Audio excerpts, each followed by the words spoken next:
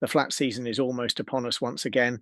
The start of the season is often a tricky time to come out on top, with a lot of horses having not run for a while, or if they have, then it's often a cobweb duster on the AW.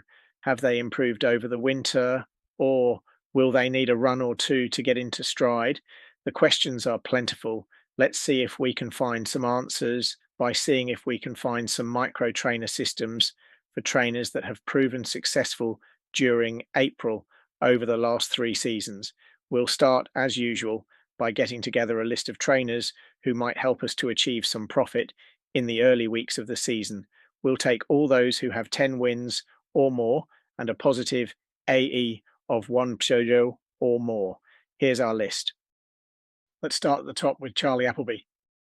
A quick glance at his yearly record shows a loss for the last 2 seasons, so we may have our work cut out here. Not totally surprising, as he's a top trainer, and it's likely to be hard to find value on his horses.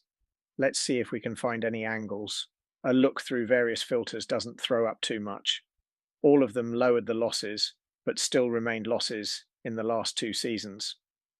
We'll move on to KR Burke. We have the reverse now. A very profitable year last April, but losses in both 22 and 23.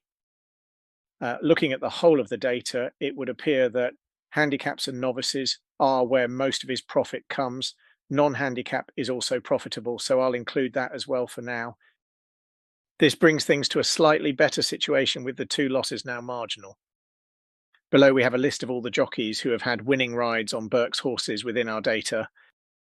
Some fascinating results for Headgear now. In a nutshell, if it has some, forget it. These next 2 tables complement each other. Those who placed last time out are clearly fancied again and not profitable in their next race.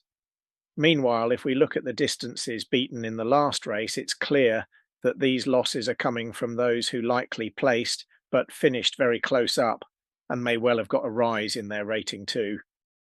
Therefore, I think it makes more sense to remove those who finished from 1 length to 3 lengths behind the winner. This now gives us what should be a nice sized microsystem for April, and there will likely be around 20 bets for the month. Here's the system rules. On now to William Haggas. This is how things look initially. A look at tracks throws up this huge anomaly to the rest.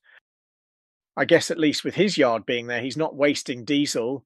The last run stats show that those that finished in the first 3, or it was the horse's maiden run, were the only ones showing a profitable and decent strike rate.